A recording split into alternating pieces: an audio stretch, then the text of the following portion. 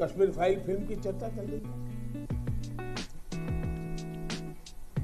और जो लोग हमेशा फ्रीडम ऑफ एक्सप्रेशन के झंडे लेकर के घूमते हैं, वो पूरी जमात बौखला गई है पिछले 5-6 दिन से।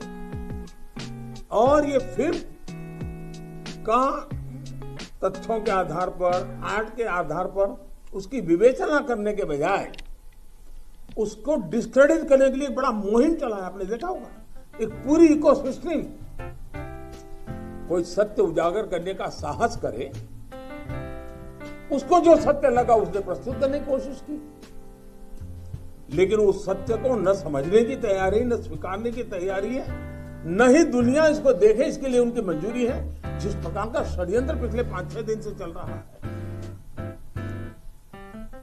मेरा विषय कोई फिल्म नहीं है, मेरा विषय है कि जो सत्य है उसको सही स्वरूप में देश के सामने लाना देश की भलाई के लिए होता है। उसके कई पहलू हो सकते हैं। किसी को एक चीज नजर आती है, किसी को दूसरी नजर आएगी। जिनको लगता है कि ये फिल्म ठीक नहीं होगा, अपनी दूसरी फिल्म बनाए, कौन मना करता है? लेकिन उनको हैरानी हो रही है कि जिस सत्य को इतने सालों तक दबा करके रखा, उसको तथ्यों के आधार पर जब बाहर लाया जा रहा है और कोई मेहनत करके ला रहा है, तो उसको पूरी इकोसिस्टम लग गई है, पूरी इकोसिस्टम लग गई है। और ऐसे समय जो सत्य के लिए जीने वाले लोग हैं, उन्होंने सत्य के खातिर खड़े होना उनकी जिम्मेवारी होती है। और ये जिम्मेवारी मैं आशा करूंगा सब लोग निभाएंगे। इन दिनों आपने देखा होगा, कश्मीर फाइल फिल्म की चर्चा चल रही है। और जो लोग हमेशा फ्रीडम ऑफ एक्सप्रेशन के झंडे लेकर के घूमते हैं, वो पूरी जमात बौखला गई है पिछले 5-6 दिन से। और ये फिल्म का तथ्यों के आधार पर, आर्ट के आधार पर उसकी विवेचना करने के बजाय उसको डिस्क्रेडिट करने के लिए बड़ा मुहिम चला है। आपने देखा होगा, एक पूरी इकोसिस्टम कोई सत्य उजागर करने का साहस करे, उसको जो सत्य लगा उसने प्रस्तुत करने की कोशिश की, लेकिन उस सत्य को न समझने की तैयारी, न स्वीकारने की तैयारी है, न ही दुनिया इसको देखे इसके लिए उनकी मंजूरी है। जिस प्रकार का षड्यंत्र पिछले 5-6 दिन से चल रहा है। मेरा विषय कोई फिल्म नहीं है,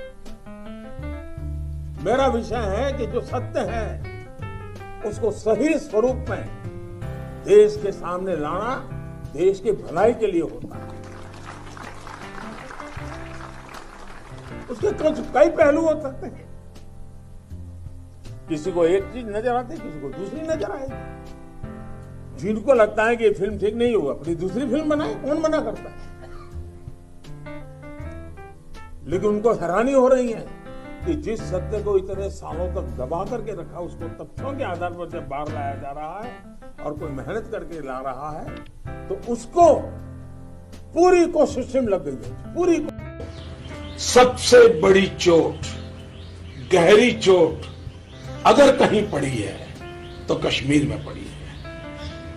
और वो भी श्रीमान फारूक अब्दुल्ला जी आपके पिताजी की राजनीति के चलते हुआ है।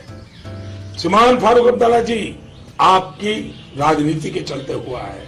श्रीमान फारूक अब्दुल्ला जी आपके बेटे की राजनीति के चलते हुआ है। इस देश में कश्मीर एक ही है जहां से पंडितों को धर्म के आधार पर निकाल दिया गया। जो सूफी परंपरा की भूमि थी, उसको आपने निजी राजनीतिक स्वार्थ के लिए संप्रदाय के रंग से रंग दिया है। और इसलिए आप कोई बयान करने वालों को, मोदी को वोट देने वालों को दरिया में डुबोने की बात करते हो, पहले आपके पिताजी, आपका बेटा कश्मीर की राजनीति को सारी दुनिया में कौमी रंग देने का पाप कश्मीर की धरती पर आपने किया है। और अगर डूबना है तो किसने डूबना चाहिए?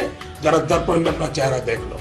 आपके पिताजी का चेहरा दर्पण के सामने खड़ा कर करके ये सवाल पूछो कि कश्मीर के पंडितों को वहां से खदेड़ देने वाले लोग किस मुंह से देश को बिन सांप्रदायिकता के उपदेश दे रहे हैं। ये हमारा कमिटमेंट है सबका साथ सबका विकास, और हम उसी मंत्र पर चलेंगे। फारूक अब्दुल्ला साहब जैसे कितने ही लोग अनाप शनाप बातें करें, इससे गाड़ी डिरेल होने वाली नहीं है।